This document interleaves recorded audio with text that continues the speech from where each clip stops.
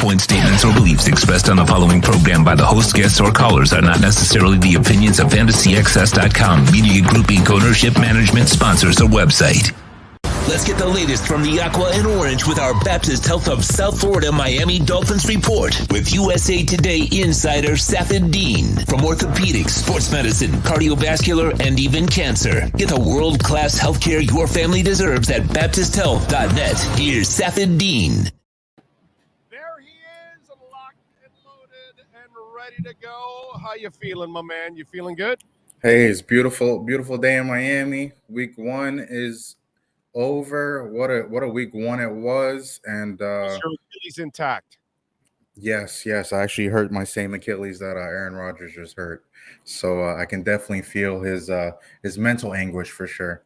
What an incredible display, man! It just felt like the moment was way too big for Aaron Rodgers, running out with the flag, all the months of hype and hard knocks and all the celebrities, on the sidelines before that game, and man, can't even get four plays in before he's on the field. And the thing is with Achilles, Big O, when you hurt your Achilles, right away.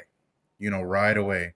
And Aaron Rodgers knew right away, and that's why he sat down on that field for a little bit, rolled back in disgust, because he knew what happened, and he knew walking off that field. And every time you saw an image of Aaron Rodgers last night being on the cart, going back, to get the x-ray, things like that, walking on the boot, he knew what happened as soon as it happened, just kind of like almost everybody does when they tear their Achilles. It was really, really unfortunate for Aaron Rodgers, and we'll see how the Jets go on moving forward, man. You tore yours? I tore my left Achilles, yeah. Did it hurt? Not at all. Okay. All right. The staples to keep my skin together after surgery hurt the most.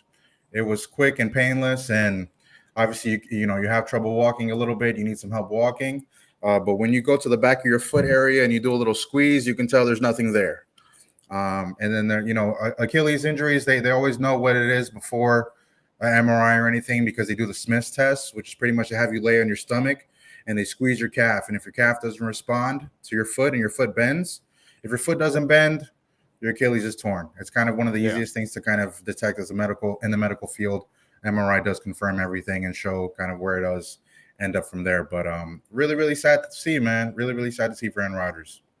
Hey, but listen, Colin Kaepernick says he's ready to go. I don't want to play somebody that's a couple years out of football, man. A couple? Dude, it's like 5 now. Yeah, that's way too much. That's way too much. You know who would save the day? No, he wouldn't. You know who would save the day? No, you know who would be so great to watch on prime time, Big O? He won't last for 1 quarter. He can't move. Ryan Fitzpatrick could, man. Ryan Fitzpatrick gets rid of the football fast enough. Okay. Ryan Fitzpatrick would save the NFL's primetime schedule. All right. He might not save the Jets, but they're on TV a lot during the nighttime this coming season. All right. Ryan Fitzpatrick will save all of that. He'll either throw 4 interceptions or throw 4 touchdowns, and he'll give you one of these touchdowns where he scores in the end zone and goes absolutely ballistic, and we'll all be like, Fitzmagic. He'll save the day for sure. I want to see Ryan Fitzpatrick again, but even him, he might have been out of football a little bit too long by now too. Yeah. Fitz. I thought you were going to say Brady, because I've been making fun of the Jets the last couple of weeks that they have, I call him Calf Rogers. I grew up with a TV show called Buck Rogers of the 25th Century. Mm-hmm. We've been calling him Calf Rogers on the show the last couple of weeks, because I've been saying that line is terrible and that quarterback, and that's a disastrous situation. And sure enough, immediately what I was talking about has happened. I thought you were going to say Brady. Brady won't last because he can't move.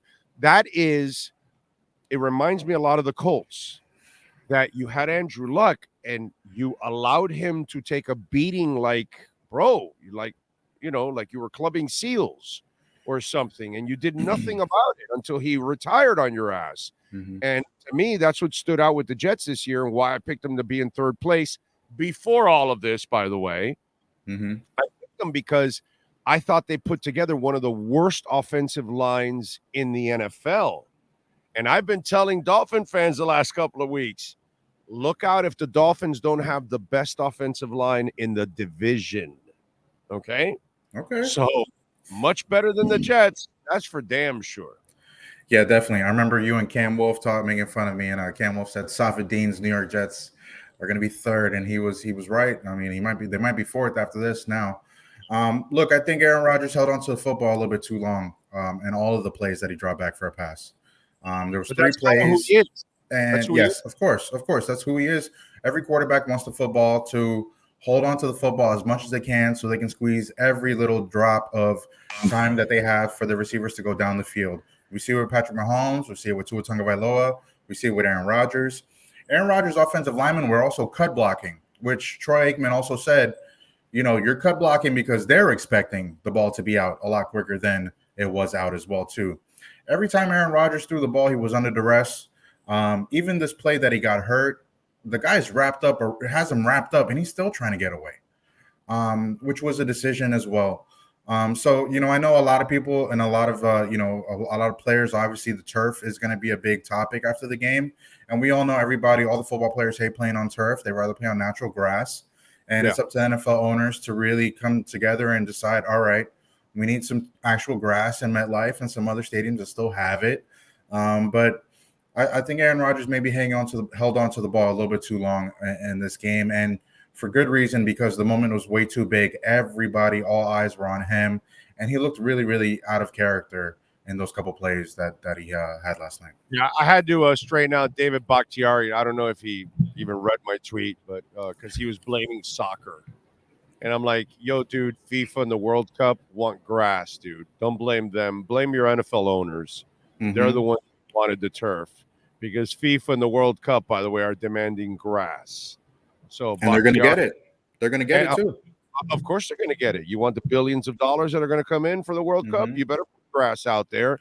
But Bakhtiari's like blaming, you guys want the artificial turf for the soccer players. They're more important than the NFL players. Like, yo, dude, it's the NFL owners that choose to have the grass. FIFA wants grass, so you're wrong. I get it. Maybe you don't know shit about soccer or whatever, but don't blame, the World Cup for that. That's your owner there. They decided to use turf, and I don't know if turf caused that injury. He already had a bad calf. That's a big factor. Is that the bad one? The one he injured? Yeah, I believe it was the left calf, yeah.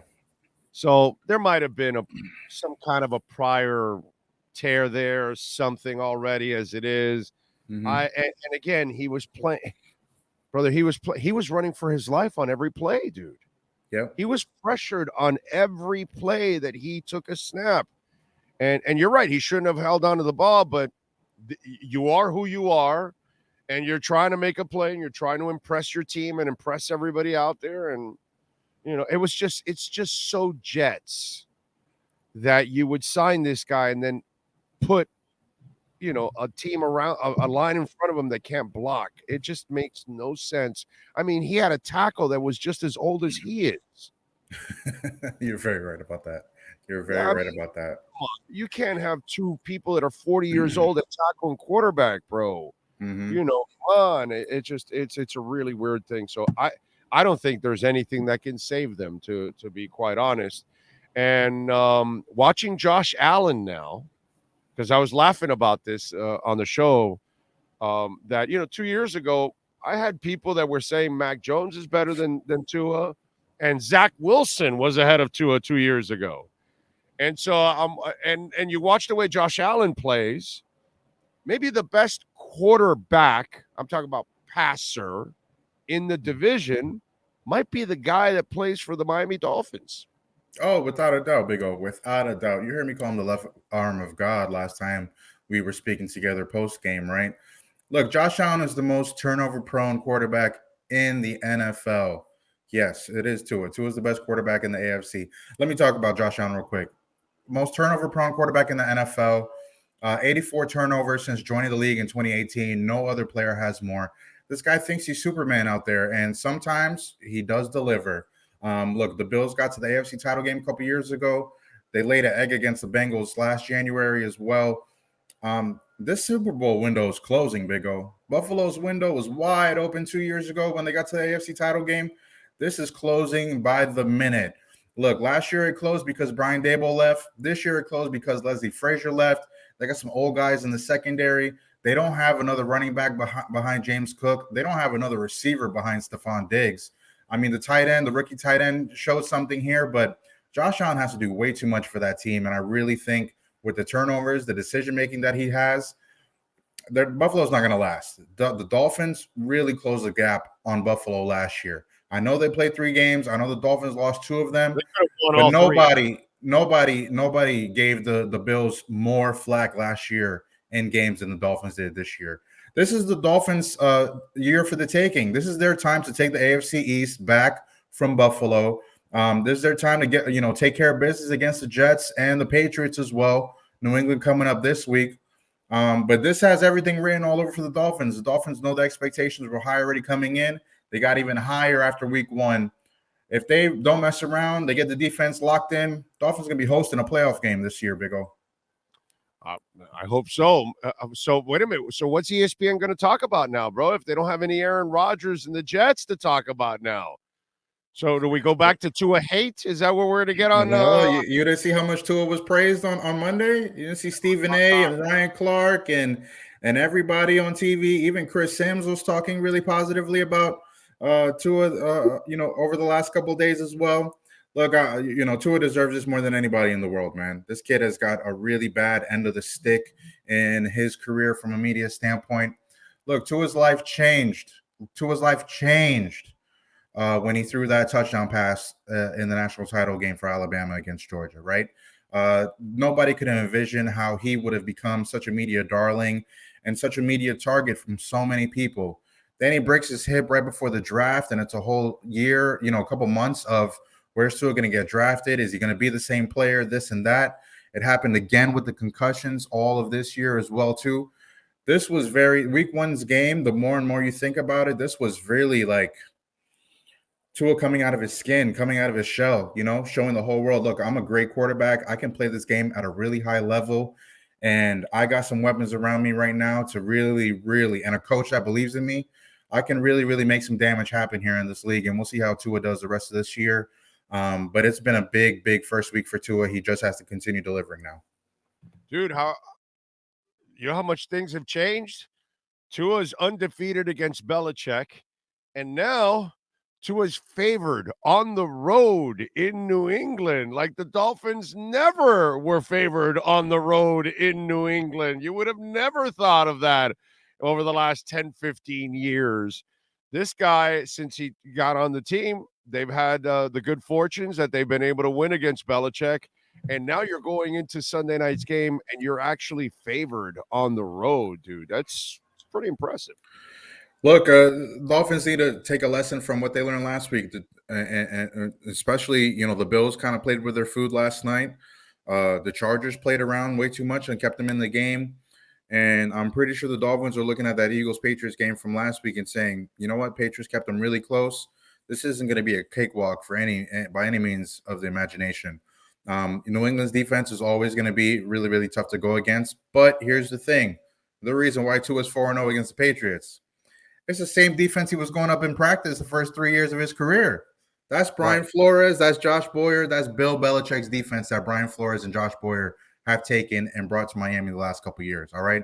Tua knows the ins and outs of this defense. He's not confused by these looks up front. He's not worried about anybody in the Bills secondary, in the Patriots secondary. Did you see how reckless it seemed like Tua was throwing the ball in tight windows? Yeah, he got that. It's one calling the plays and then the other one throwing the ball. And Tua's a lot more confident in himself and letting it fly. He didn't let it fly at all the first couple of years because he was worrying about getting pow from Brian Flores. Right. The whole thing was getting don't turn the ball over and let the defense win with Tua. Now is Tua let it fly, man. Tyreek let it fly. Defense, you better have a stop at the end of the game to win the game, and that's how the philosophy has changed for Miami.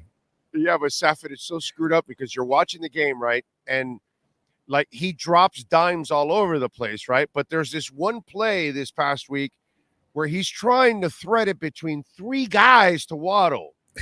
And you're like, bro. And the bad interception, too. The bad interception, you're throwing a jump ball to Barrios. Look, Tua, nobody in the NFL plays better after a bad play than Tua. All right? the guy cleans up his act really quickly when he sees something that shouldn't go his way. And it's kind of crazy to see the last 2 years too. Whenever Tua messes up, he comes back even harder and he comes back even sharper. And he's not scared to do anything of the mistakes that he made before. Mistakes are good for Tua in that sense, right? That like he sees something that he shouldn't see before, and all right, now it's not going to bother him again. That's probably Tua's best attribute. There, that's the beauty. He has the balls that the trepidation is never there. He's got the guts of a thief all the time. So even if he makes a mistake, it's not going to make him be scared to take chances again, because he understands, like all elite quarterbacks, you're going to have to play in tight windows. Mhm. That's just the way it goes. And you're going to have to complete them in tight windows at times. And he's not afraid that he's going to make some mistakes, but then he's going to keep trying. Whereas you've seen it, you've covered the league enough. There are some guys that get shell-shocked. After they make mistakes, they just get afraid and they're not willing to pull the trigger. And so it's just we had a guy here that was kind of like that. They get scatterbrained when things went awry. And that was Ryan Tannehill. Tannehill was terrific overall when everything was on point. Everybody was blocking. He had to get the play to where it goes. But the second anything went off kilter and he had to then ad lib or he was dead in the water, because he just doesn't have the awareness where Tua knows where everybody is the entire time. Justin Herbert choked the same way on Sunday, man. Yeah, he gets choked a little the same way. Yeah, he has the scatterbrain thing too at times. Yeah. It's there's a magic to playing quarterback, the peripheral vision and the awareness of knowing where everybody's route is at and where they're supposed to be. So when you went back to this progression, where this guy's supposed to be, whether he's running a shorter route or a deeper route. And then when you're changing, you already know where you're going. And so there's something to it, that there's a magic to it, that if you don't have it, you can't mechanically change, look, view, and throw. No, you can't do that in football. You don't have enough time for that. You know what I mean? That's why anticipatory skills are so important in pro football. And that's why Tua is so good too. Yeah, that's why he excels. That's why I threw out I threw out on Sunday. I said, don't forget the most important traits of a football player is how tall they are, how strong they throw it, and how fast they run. And I was being sarcastic because it's about accuracy, ball placement, and anticipatory skills. Those are the things you can have. Those things is a waste of time, man. You can have the other ones, but if you don't have these three, those don't matter for shit at all. 1,000%, big. No, Mahomes has all three of them. He can run, he can do all, but he has the accuracy and the anticipatory skills and the ball placement. So that's where he can do both. But when you're, Dante Culpepper, or you're Ryan Tannehill, or you're an athlete with the ball in your hand, you don't have that stuff, and then that makes you incomplete. Unfortunately. We talked about this. Do you think that they will pace Teron Armstead from here on out because of Kendall Lamb's success? Yeah, they better. They better pace Teron Armstead. Make sure he's 1,000% back healthy. Has anybody ever thought maybe this might be the best line that they have right now? I don't want to say that because Teron Armstead's a great player, but there's something to be said for chemistry. There's something to be said for 5 guys playing really well, and I want to give these guys another shot next week for sure. Austin Jackson, we didn't see him at all. I know he's right tackle. We didn't see him really play bad at all, right? He's getting pushed back by Joey Bosa, but he's holding him. He's holding his own. Yeah. Kendall Lamb did the same thing with Khalil Mack, who obviously looks like he lost a step. And we saw Isaiah Wynn hold it down very well too. The Dolphins didn't run as much as you would have liked. We spoke about that as well. Maybe not as much as I would have liked as well too, but when you have a quarterback like Tua, like Patrick Mahomes, like Aaron Rodgers, like Tom Brady, these guys get the football in their hands. They're the ones that are going to win the games for you. And Tua showed in this week 1 that although Tyreek Hill is a generational talent and a crazy weapon to have and a Hall of Fame talent altogether, right? Tua can show you that he can win games by himself or with his strengths. And that's something that we criticized Tua for earlier in his career that he needed a lot more pieces around him. This week one was a game where Tua really shined, and he showed that he can be the difference maker, the X factor that helped the Dolphins win. Well, it looks like Austin Jackson's the one that's going to have to deal with Matthew Judon. I just looked at it now. He lines up across the right tackle. Big O, do you like macaroni and cheese? A little bit. Not as big. My wife and daughter love it. I'm not as big. It's kind of a desperation food for me. Like, okay. If I have a lot to eat, then I'll settle for a little mac and cheese. You and Matthew Judon have that in common. He hates mac and cheese. So I don't care what Matthew Judon got to say or do. Okay, if you're an anti mac and cheese guy, me and you are not on the same page. So I think Austin Jackson likes his mac and cheese. I think he's gonna win the battle against Matthew Judon. Oh, but that's good. But that's what I like. Here, you're not facing two monster pass rushers like you were last week. But the good thing is both guys passed the test. So at least you feel a little better this week about Austin Jackson. And I feel really good about Austin Jackson because think about it, dude. Are there two players that have been more beaten down, one nationally in Tua, but the other one locally in Austin Jackson? Because Tua's gotten it locally and nationally, and Austin Jackson's gotten it clearly here, locally. But those two guys have heard how much people don't believe in them or how bad they are or whatever, and they've had to fight all of that. And I was talking about this yesterday, that I think Tua is the most mentally tough player in the NFL, considering all the crap he's been through, not just physically, but all the other mental crap with all the media and fans and all that. And to bounce back and play the way he played last year, and again to start off this year, I got to give Austin Jackson the same kind of love there, Safid. He's been beaten down, dude. And the attitude that he has, that he shows us all the time, I think he's a great example for just humanity, to be quite honest, when it comes to facing adversity. You want to talk about real adversity? This guy gave bone marrow to his sister so that she could survive. Okay? Yep. That's who Austin Jackson is. Yep. He did that as a 20-year-old kid right before he got drafted, right?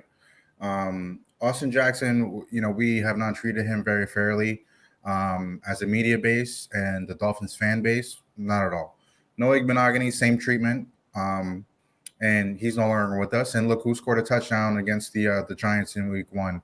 The first touchdown of the game, Noah Igbenogany, right? Great moment for him. I'm so happy for that kid. Austin Jackson is 23 years old right now. Was maybe the second youngest player drafted behind Noah Igbenogany. I criticized the Dolphins. The Dolphins put these two kids in positions they didn't need to be in, right? They were two youngsters that are developing players, not day one impact kids.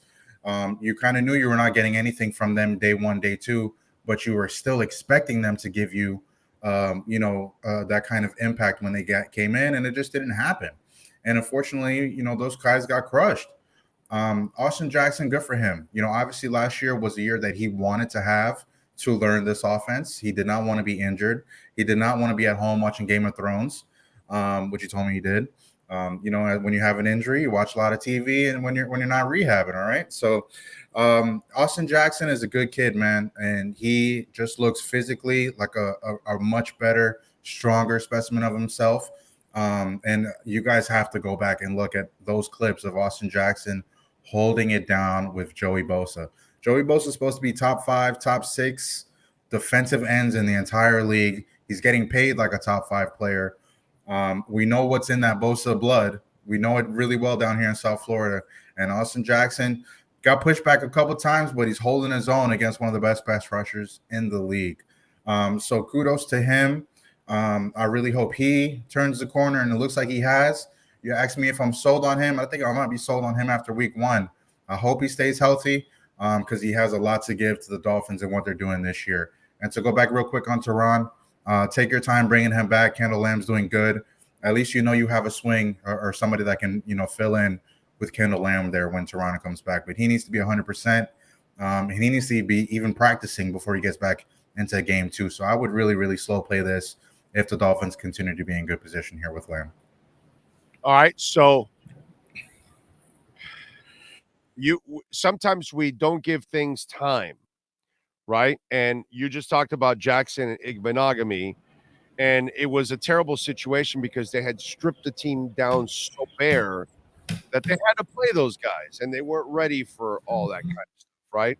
And Mm-hmm. so now we kind of labeled them as busts, maybe unfairly, because Austin Jackson didn't really have great coaching around him, didn't have the best situation. Then the third year had all the injuries, which injuries have never really been a part of his career. It was just Mm-hmm. terrible last year. Position switch.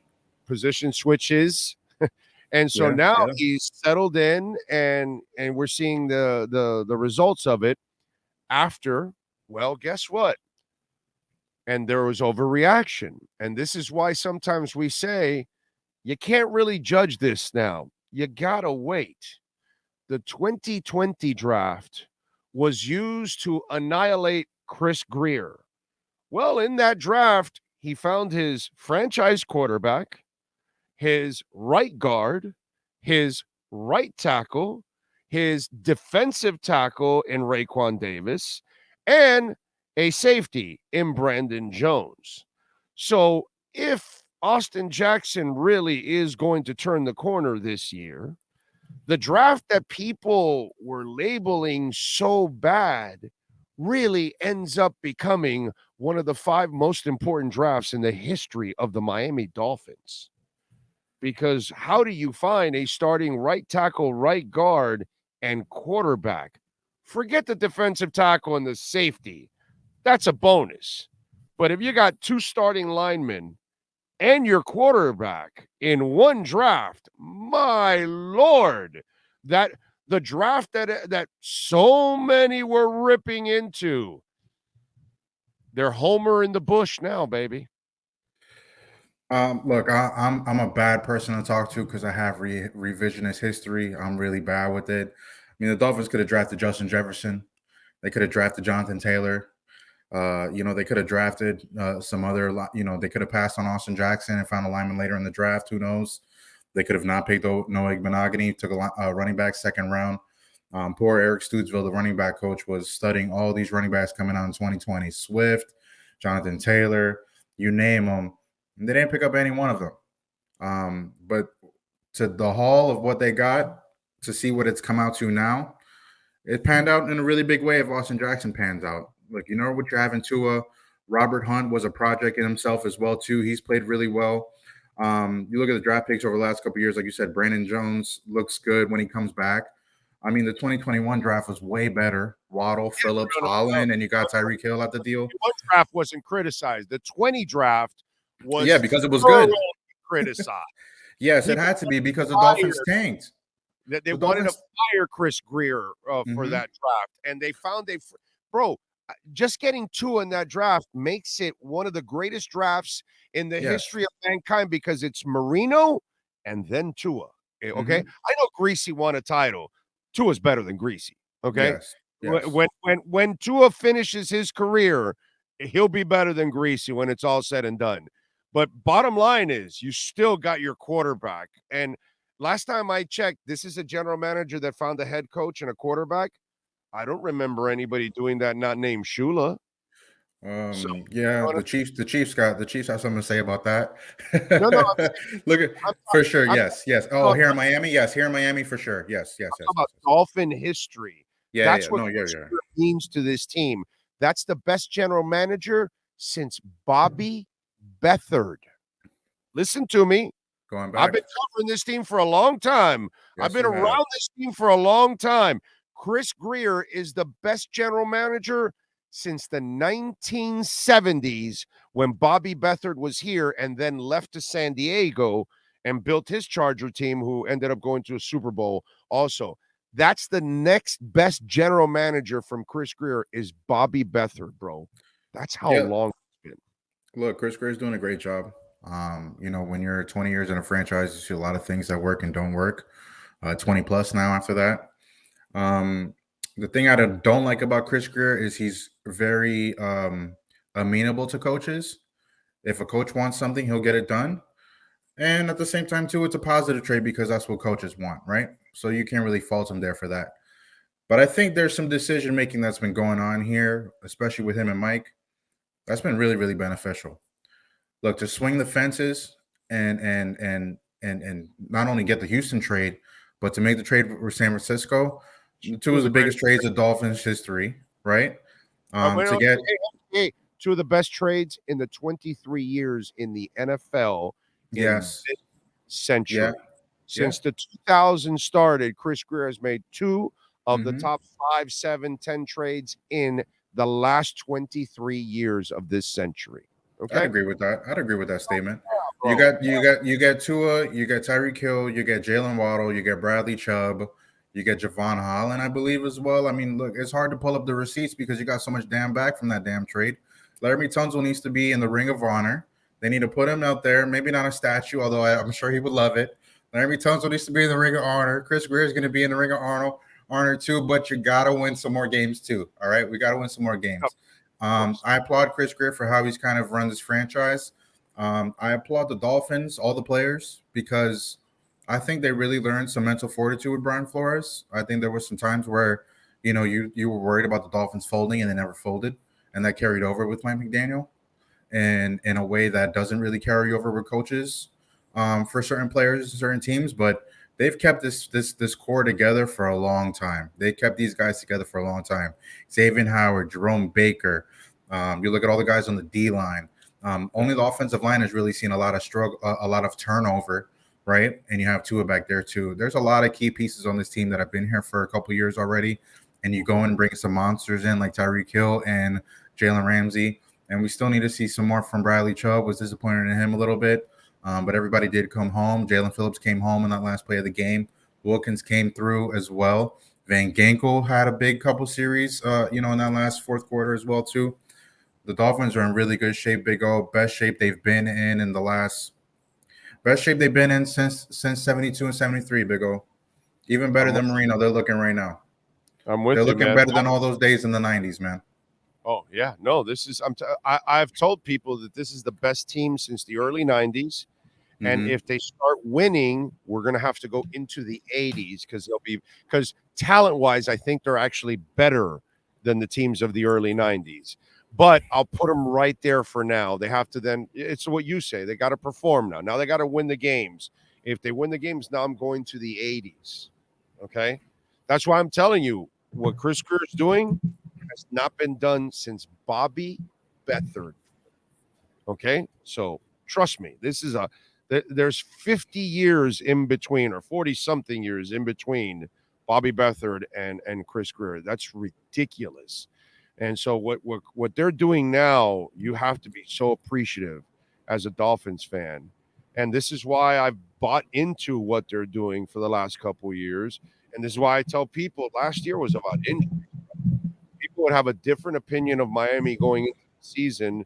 I know it's kind of shaped differently already in week one, but I think they would have had a different opinion going to this season if all those injuries did not exist last year.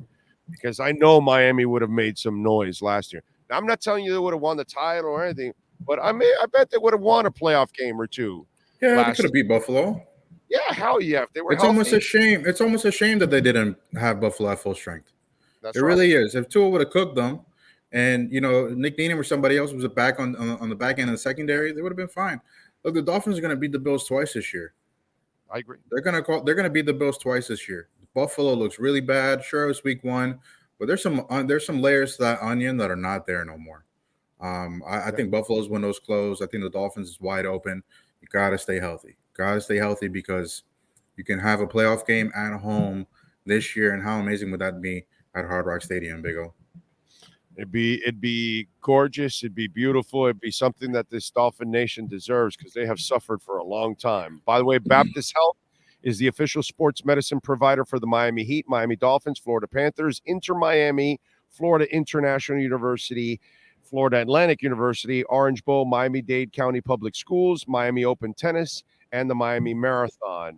So make sure you go to baptisthealth.net/ortho. What are you working on USA Today? So It's a Dolphin football. can check you out. Yes, please come through. Thank you, Big O. It's a football podcast, episode 2 dropping. Excuse me, week 2 is dropping later today. We're obviously you're going to take a look back into the Aaron Rodgers situation and We'll see this week how much the turf really a big deal to it. I still think you hang on to the ball a little bit too long. We'll see how week 2 unfolds, Big O. We had an amazing week 1. It was worth the wait. More than 200 days of football finally ended. We got an amazing weekend in Florida. And I can't wait to see Messi's playing later today, 4 p.m. with Argentina. We'll see how much he plays against Bolivia. Maybe comes in off the bench. But back with InterMiami at the end of the week, too. So a lot of stuff going on, Big O. And always a pleasure joining you, man. All right. Did you pick the Dolphins this past week? I picked the Dolphins. I'm flopping back and forth. With you right here, I said Chargers 27-24. But with my USA Today picks, I made sure to pick the Dolphins. So I need to stand on my ground a little bit more. I'll be first to admit that. I apologize, Dolphins fans. But I'm going to stand on these two for now on because after what I saw, there's a lot more to stand on. And I didn't see it the first couple weeks ago. Are you picking the Dolphins this week? Because I'm picking yeah. Last week, but I'm picking 17-0. 17-0. I'm picking them against the Chiefs. I'm making every pick for the Dolphins this year. Follow him on Twitter one. at Safid_Deen. And make sure you check out his work at USA Today and, of course, the podcast. Week 2, baby. Tyler Dunn, right, is your co-host? Tyler Dragon, my guy. Tyler Dragon. Yes, I know Tyler. Good dude. All right, Safid, we will catch up later this week, baby, as we get closer to the Patriots. You be good out there. Have a good one. The Baptist Health of South Florida Miami Dolphins report with insider Safid Deen is brought to you by Baptist Health of South Florida. From orthopedics, sports medicine, cardiovascular, and even cancer. Get the world-class healthcare your family deserves at BaptistHealth.net.